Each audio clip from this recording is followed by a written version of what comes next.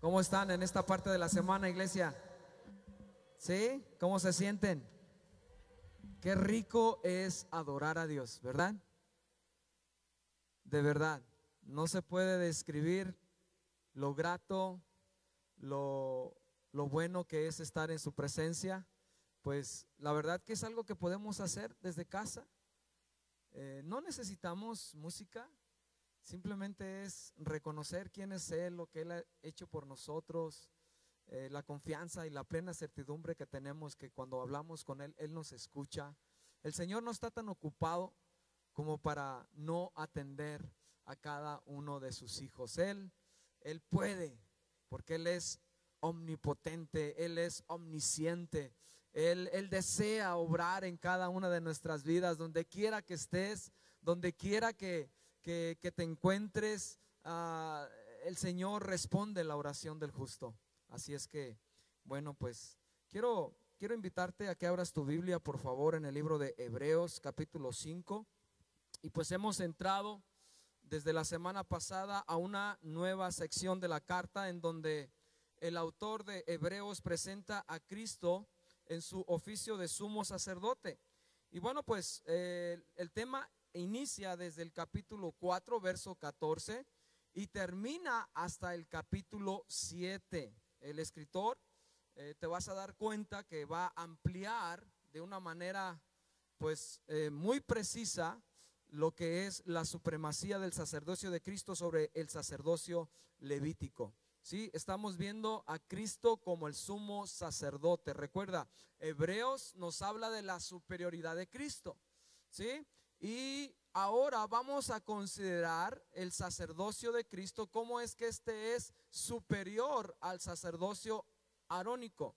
Y si tú no tienes idea de qué es esto, bueno, en el Antiguo Testamento lo vamos a ver ahorita, pero fue instituido este sacerdocio bajo Moisés.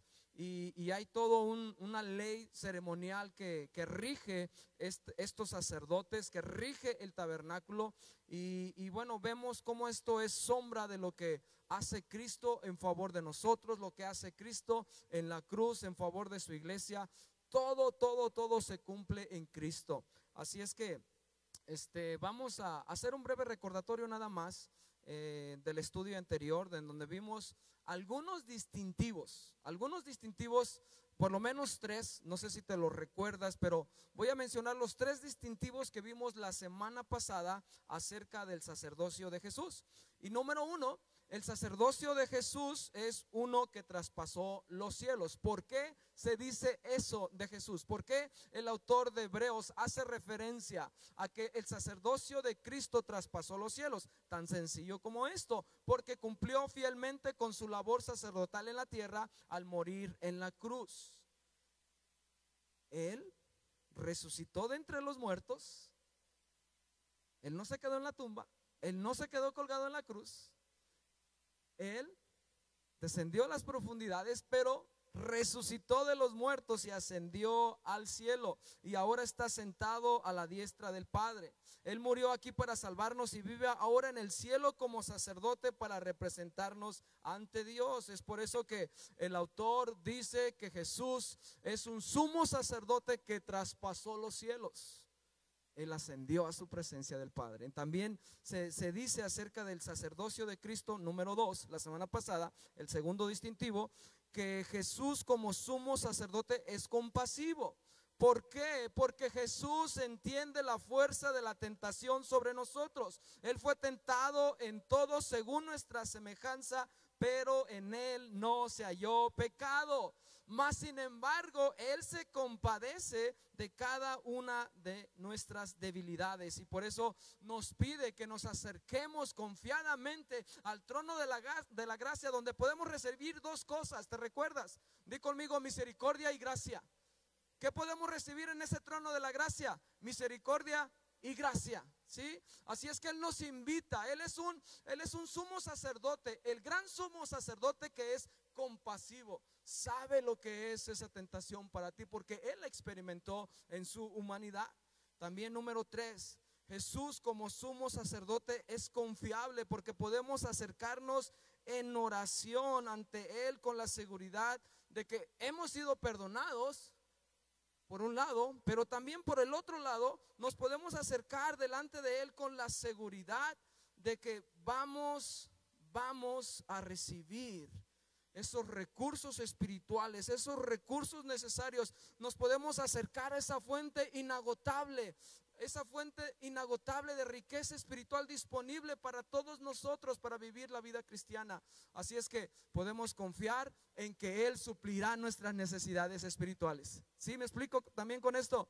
Así es que esas tres cosas es lo que Cristo hace como sumo sacerdote. Bueno, pues vamos a entrar a tres aspectos ahora. Tres aspectos de lo que es el sacerdocio en el Antiguo Testamento. Ok, vamos a ver tres cosas aquí en los primeros 10 versículos del capítulo 5. Ok, vamos a estudiar los primeros 10 versos del capítulo 5. Y ahora el autor de Hebreos, después de presentar el sacerdocio de Cristo y dar esos distintivos, ahora nos lleva a lo que es la definición, a lo que es la institución del sacerdocio en el Antiguo Testamento. Y recuerda, siempre la intención del autor es llevar al lector, es llevar a los receptores al poder comparar entre lo viejo y lo nuevo, entre el antiguo pacto y el nuevo pacto, en este caso, entre el sacerdocio arónico o levítico, como le quieras decir, y el sacerdocio de Cristo. Y vamos a ver cómo en medio de estas explicaciones se sigue mostrando la supremacía de Cristo. ¿Cuántos dicen amén? Sí, entonces, repito, voy a tratar de ser lo más claro posible por si no estás relacionado con lo que es esto en el Antiguo Testamento. Tal vez has leído un libro como Levítico, tal vez has leído un libro como Éxodo y ahí has podido leer un poco, pero no tienes ni idea de lo que esto es. Mas sin embargo es algo necesario para poder comprender el oficio de Cristo como sumo sacerdote, y es algo precioso poder profundizar en este ministerio de Cristo como sumo sacerdote, como el gran sumo sacerdote. Vamos a orar. Padre, te damos gracias, Señor, por darnos esa certeza, por darnos esa seguridad de salvación, y sobre todo, Señor, haciendo uso de lo que tú dices aquí en tu palabra, en Hebreos específicamente, de que nos acercamos confiadamente al trono de la gracia, recibiremos ese oportuno socorro. Señor, oramos para que tú derrames, Señor, ese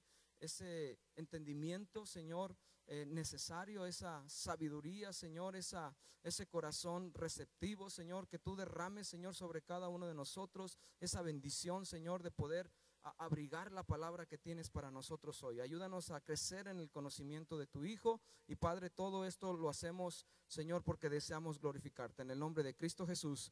Amén. Vamos a los primeros 3 versos del capítulo 5. Dice así: porque todo sumo sacerdote tomado de entre los hombres es constituido a favor de los hombres, en lo que a Dios se refiere, para que presente ofrendas y sacrificios por los pecados, para que se muestre paciente con los ignorantes y extraviados, puesto que él también está rodeado de debilidad, y por causa de ella debe ofrecer por los pecados, tanto por sí mismo como también por el pueblo. Entonces, aquí vamos a ver 3 cosas que se pueden ver en cuanto al sacerdocio levítico. Se está hablando del sumo sacerdote en el Antiguo Testamento, y algo que las 3 cosas que menciona aquí el autor de Hebreos son las siguientes. Si estás tomando notas, espero no ir tan rápido, pero sí te dé el tiempo suficiente para escribir. Número 1, este sacerdote o este sumo sacerdote tenía que ser escogido entre los hombres. Número 1. Número 2, tenía que ser designado para actuar a favor de los hombres, o sea, presentando ofrendas y sacrificios.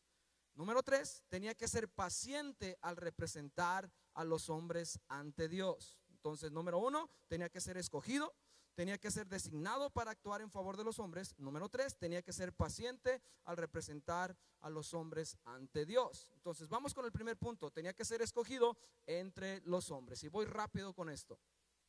Recuerda algo básico: en el Antiguo Testamento o en el Pentateuco específicamente, Dios saca al pueblo de la esclavitud en Egipto después de estar ahí, ¿cuántos años? ¿Alguien se recuerda cuántos años duró el pueblo de Israel cautivo en Egipto? ¿Cuántos?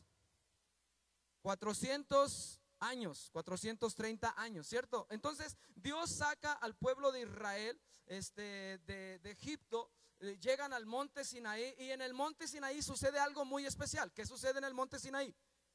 ¿Qué sucede? Llegan al monte Sinaí y hay algo especial. Dios les da, ¿qué cosa? ¿Les da qué? Historia básica. ¿Qué les da Dios en el monte Sinaí? Los mandamientos, les da la ley, 613 mandamientos, les da la ley, que está dividida en tres partes mayormente, como lo pueden dividir los estudiosos. Les da una ley civil, les da una ley moral, les da una ley ceremonial. Entonces, para poder llevar a cabo la ley ceremonial, Dios ordena que se levante que es como una tienda. ¿Qué es eso?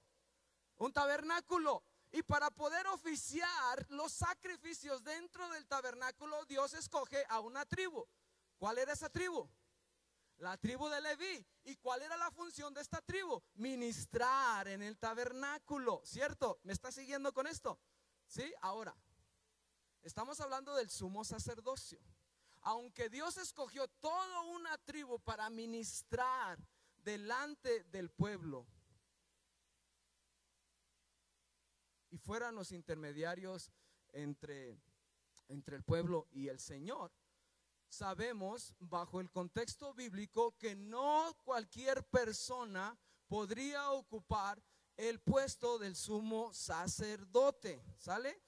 Dios estableció que en la familia de Aarón y su descendencia se formaran los sacerdotes, y obviamente también al sumo sacerdote. ¿A quién escogió Dios para oficiar los sacrificios? Específicamente, la labor del tabernáculo incluía muchas cosas: traer agua, traer leña, mover las cosas, mover los utensilios, pero específicamente Dios designó, llamó a la familia de Aarón para que oficiaran en los sacrificios.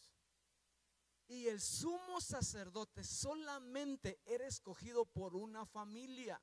¿Y sabes cómo se pasaba la responsabilidad de generación en generación? De los hijos de Aarón, el hijo primogénito era el que heredaba o se le designaba esta responsabilidad, y así sucesivamente. ¿Está claro esto? Entonces vemos que el sumo sacerdote en el Antiguo Testamento tenía que ser escogido entre los hombres. Y siendo claros, a eso se refiere. Entonces, el principio básico de todo esto es que el sumo sacerdote es escogido por Dios y no es designado por sí mismo. O sea, nadie podría decir en ese momento: yo quiero ser el sumo sacerdote. Alguien quiso hacerlo y ustedes saben el final de él, o tal vez no lo conozcas, pero ¿te acuerdas de un hombre llamado Coré? ¿Sí? ¿Te acuerdas de un hombre en el relato? El pueblo vagando en el desierto por 40 años. Había un hombre llamado Coré que dijo: ya no queremos su liderazgo y nosotros también podemos hacer lo que ustedes hacen. Y bueno, pues ya saben, a este hombre le fue mal porque quiso usurpar ese lugar. Entonces, no podía una persona designarse a sí mismo de: yo quiero ser el sumo sacerdote. No era por elección popular, no era una democracia, no era el hecho de que la persona pudiera decir: bueno, pues ahora vamos a cambiar de familia. No se podía hacer eso. Era un llamado netamente divino y recaía sobre la familia de Aarón, su primogénito. Bueno, entonces, número 2, este sumo sacerdote era designado como un representante.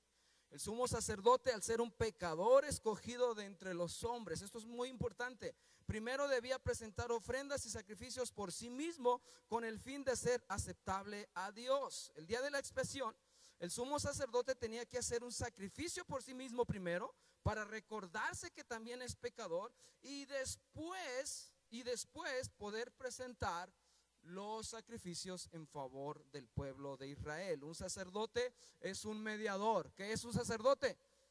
Es un mediador. El sumo sacerdote es un mediador. O sea, él era un representante del pueblo delante de Dios. delante de Dios. ¿Está claro esto? ¿Sí? Pero algo que hay que marcar en cuanto a este representante es que este representante se identificaba con el pueblo, porque también él era débil, también estaba expuesto a pecado, también estaba expuesto a esas debilidades, a los mismos pecados a los cuales estaba alcanzando el pueblo de Dios. O sea, él también tenía que presentarse delante de Dios primero para purificarse a sí mismo. También, punto número 3, en cuanto a las tres cosas que vemos en cuanto a este sumo sacerdocio que nos dicen estos 3 versos, es que este sumo sacerdote debería de ser paciente al representar a los hombres ante Dios. ¿Por qué paciente? Porque pues él era débil también. Él debería ser paciente porque pues él estaba expuesto a esas debilidades. A pesar de la falta de la persona, no importa cuál fuera esta, el sumo sacerdote debería de tener siempre paciencia, no debía de conducirse de una manera iracunda, debería demostrar siempre una actitud bondadosa. El sumo sacerdote es paciente con aquellos que por ignorancia de la ley ofenden al Señor. Eso era lo que demandaba, y eso es lo que nos están diciendo estos 3 versos del capítulo 5. Y esto no significa que este sacerdote como mediador justificara deliberadamente el pecado de otros. No significa tampoco que va a pasar por alto el pecado de ellos, pero simplemente, pacientemente, va a guiar al pueblo en su comunión con el Señor, porque reconoce que Él está hecho del mismo material que ellos. El sumo sacerdote empatiza con los pecadores que representa, puesto que él es sujeto de la tentación diariamente y tiene que presentar sacrificios por sí mismo primeramente. Y aquí es donde vemos una gran diferencia. Aquí es donde vemos la superioridad de Cristo sobre el sacerdocio que se estableció en el Antiguo Testamento. Y es un contraste importante entre Cristo y el sumo sacerdote levítico. Es que Cristo no tiene necesidad de ofrecer los sacrificios diariamente por sí mismo, ni por él, ni por el pueblo, porque él hizo un solo sacrificio por los pecados de ellos, una vez y para siempre. ¿Me está siguiendo con esto? ¿Sí? Aquí es donde vemos estos destellos, donde se va mostrando cómo es que en el Antiguo Testamento este sumo sacerdote tenía que estar diariamente, o el sacerdocio tenía que estar diariamente delante de Dios pidiendo perdón. Señor, perdónanos por este pecado. Y una vez al año el sumo sacerdote entraba para expiar los pecados del pueblo en ese lugar santísimo. Pero primero él se tenía que santificar, tenía que pedir perdón al Señor, porque el Señor no aprobaba que este sumo sacerdote entrara impuro. Y eso involucraba no solamente su apariencia exterior, sino también su condición espiritual. Pero Cristo no es así. Cristo es sin pecado, y él no hay necesidad de que él presente sacrificios por sí mismo, y él presentó un solo sacrificio y para siempre en favor de su pueblo. Dice ahí mismo en Hebreos capítulo 7 verso 27, dice que no tiene necesidad cada día como aquellos sumos sacerdotes de ofrecer primero sacrificio por sus propios pecados y luego por los del pueblo, porque esto lo hizo una vez para siempre, ofreciéndose a sí mismo. Esta es una verdad gloriosa que nos muestra el autor de Hebreos. Vamos al segundo punto, ¿sí? El primer punto tenía tres aspectos, ¿ok?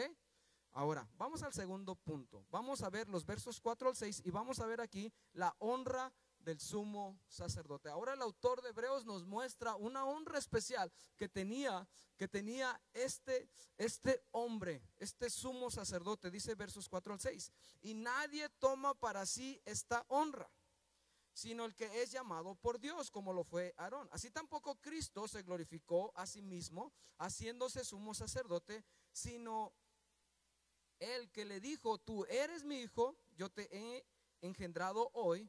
Como también dice en otro lugar: tú eres sacerdote para siempre según el orden de Melquisedec. El escritor ahora está destacando la honra del cargo del sumo sacerdote. Así como Aarón fue honrado con ocupar este lugar prominente delante del pueblo de Dios, Cristo, di conmigo Cristo, de la misma forma no tomó deliberadamente este lugar, es decir, Cristo fue designado por el Padre en su oficio de sumo sacerdote. Y el autor de Hebreos, como ya lo ha hecho anteriormente desde el primer capítulo, presenta evidencia en los salmos para afirmar esta verdad que él está diciendo. Y cita dos versículos en los salmos. Salmos capítulo 2, verso 7, en donde dice: a ti te llamo Hijo de Dios. Ahí el Señor declara a Jesús como el Hijo de Dios. Y también cita Salmos 110, verso 4, en donde dice que Dios también expresa acerca de Cristo que Él es sumo sacerdote para siempre, según el orden de Melquisedec. ¿Está claro esto? Entonces es Jesús nombrado por el Señor, es Jesús quien recibe esta honra directamente del Padre. No es Él designándose a sí mismo, es el Padre quien le da esta honra. Al parecer, el autor de Hebreos tiene que explicar esto al pueblo, tiene que explicar esto a la iglesia, a los cristianos del primer siglo, porque para estos primeros cristianos el sacerdocio de Cristo era algo difícil de aceptar por varias razones. Por ejemplo, Cristo nunca practicó ningún ministerio especial en el templo. Él no era del linaje de Aarón. Él era del linaje de ¿quién? Jesús. ¿Era del linaje de quién? De Judá. Era de la tribu de Judá, del linaje de David, ¿cierto? Entonces, el pueblo judío anhelaba un Mesías y sabían que ese Mesías iba a venir del linaje de David. Y reconocían que este Mesías iba a ser el rey, que les iba a rescatar de toda opresión extranjera. Tenían muy claro de que este Mesías anunciado iba a establecer la paz, les iba a poner en un lugar prominente sobre los reinos de la tierra. Y era concebido quizás este rey, y esto se puede atribuir a Cristo como rey, pero no se le puede atribuir el título de sacerdote. Para un cristiano en el primer siglo, en la iglesia naciente, era difícil comprender esto.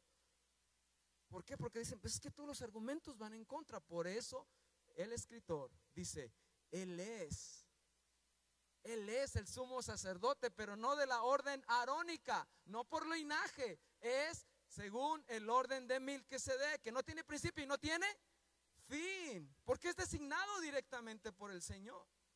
Entonces, aquí vemos que la honra que recibe Cristo es directamente del Padre. Es directamente del Padre. Dice más adelante el capítulo 7 de Hebreos va a ampliar más esta idea en cuanto al sacerdocio de Cristo según el orden de Melquisedec. Pero dice aquí también que es un sacerdote para siempre. ¿Por qué? Porque se atribuye a Cristo un sacerdocio que es continuo, que es para siempre. Bueno, la resurrección de Jesús demostró que Él no era un sacerdote como Aarón. Aarón murió y sus hijos siguieron con la responsabilidad, y los hijos de sus hijos siguieron con la responsabilidad. Pero Jesús resucitó de los muertos, y esta resurrección me indicaba a Jesús como el santo del Padre, quien soportó la ira que merecían los pecadores sin haberse convertido en pecador él mismo. Así es que la honra está asociada con el cargo que Jesús cumple de una manera completa. Así es. Jesús cumple con los deberes que el Señor le pidió, que el Señor le designó, que el Señor le dio como sumo sacerdote. Él obedeció ese llamado divino a plenitud. ¿Cuántos están de acuerdo conmigo? ¿Sí? Él cumplió eso. Por eso se dice aquí que Él recibió esa honra del Padre y cumplió eso que el Señor le designó fielmente. Y por último, número 3, en los versos 7 al 10 vemos a Cristo el sumo sacerdote según el orden de Melquisedec. Así es que vamos a estos tres versículos cerrando esta primera parte del capítulo 5. Dice los versos 7 al 10 y con esto cerramos. Y Cristo en los días de su carne, ofreciendo ruegos y súplicas con gran clamor y lágrimas al que le podía librar de la muerte, fue oído a causa de su temor reverente. Y aunque era hijo, por lo que padeció, aprendió la obediencia. Y habiendo sido perfeccionado, vino a ser autor de eterna salvación para todos los que le obedecen. Y fue declarado por Dios sumo sacerdote según el orden de Melquisedec. En los días de su carne, otra vez, la frase que vamos a enfatizar ahorita en el verso 7. En los días de su carne, ofreciendo ruegos y súplicas con gran clamor y lágrimas. El corazón del autor, la intención del escritor de Hebreos es probar que Cristo no se transformó en sacerdote o sumo sacerdote después de su ascensión, sino que durante su vida en la tierra, él ya ofrecía oraciones y peticiones a favor de los pecadores. Específicamente, aquí nos lleva el autor de Hebreos a las últimas horas de su ministerio terrenal, donde él presenta una oración que no es ordinaria, es una oración intercesora, es una oración que lo caracteriza y se le ve como ese sumo sacerdote intercediendo por los pecadores. Hebreos nos lleva a la oración hecha en el monte Getsemaní. ¿Te recuerdas de ese relato en los evangelios?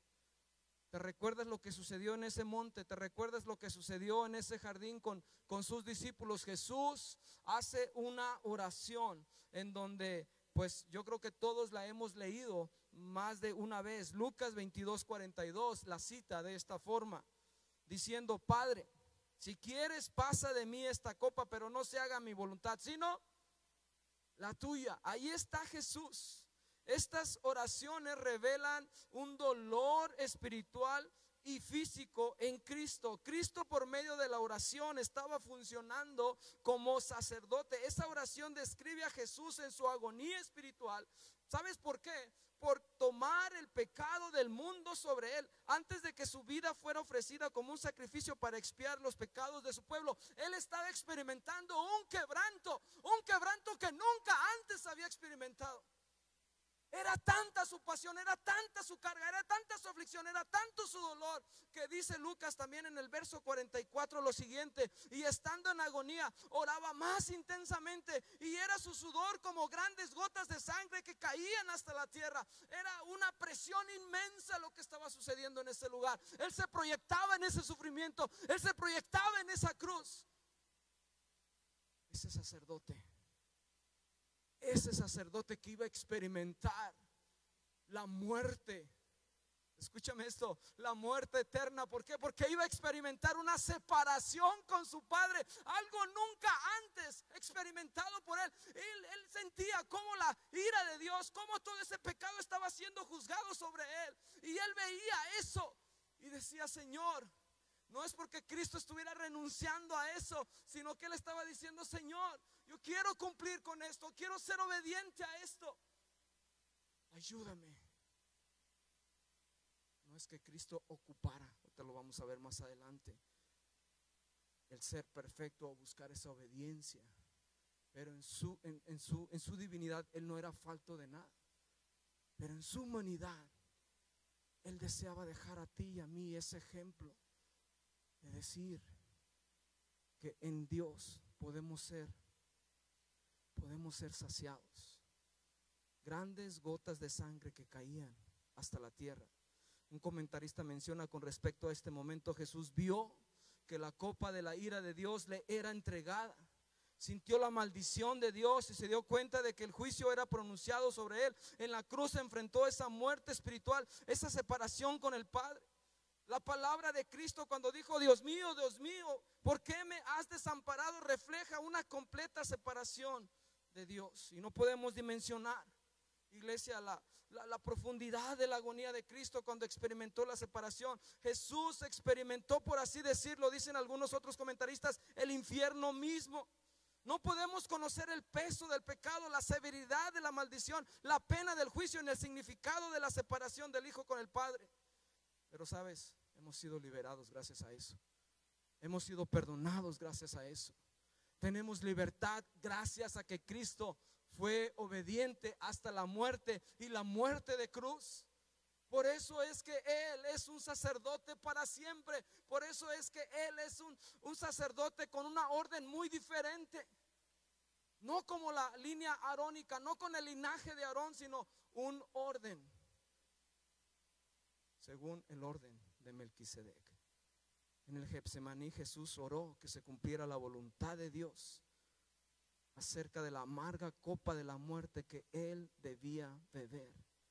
Él mismo estaba pidiendo fortaleza para cumplir obedientemente la labor que se le había encomendado. Dice el verso 8, y aunque era hijo, por lo que padeció, aprendió, ¿qué cosa? Obediencia. No es que Jesús en su naturaleza divina le faltara obediencia, porque su voluntad era igual que la del Padre, de redimir a la humanidad de su condición pecaminosa. No era para el Hijo un secreto el propósito de su encarnación. Sin embargo, en su humanidad, Jesús debía mostrar obediencia plena. En su humanidad, Cristo estaba modelando lo que tú y yo debemos de vivir diariamente, una obediencia plena. ¿Estás conmigo?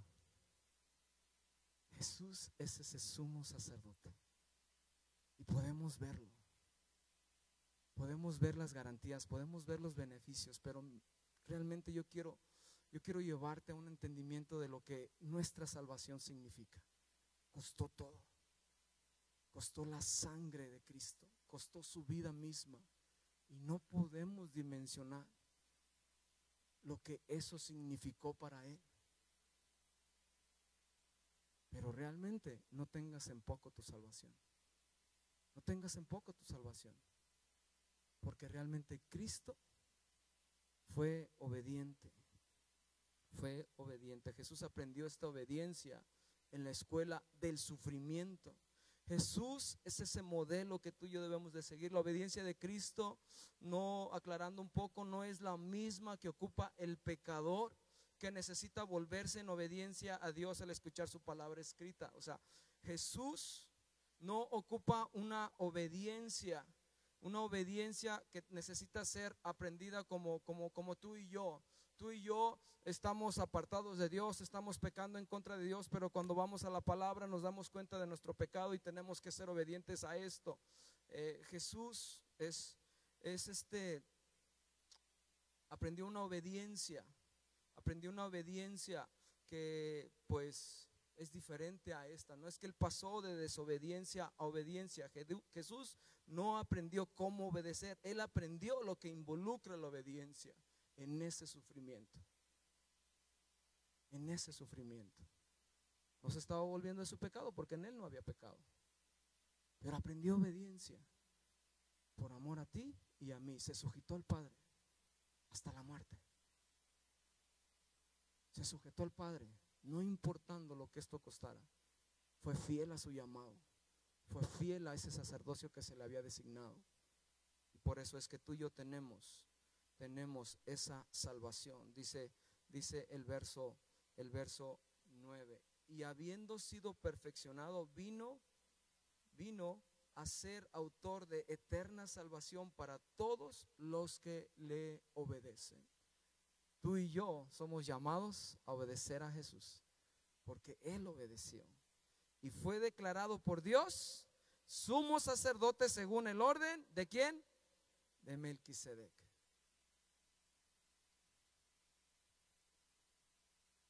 Él realmente cumplió los deberes sacerdotales de Aarón cuando él, en su misión y sufrimiento, llevó a su culminación la tarea que Dios le había dado.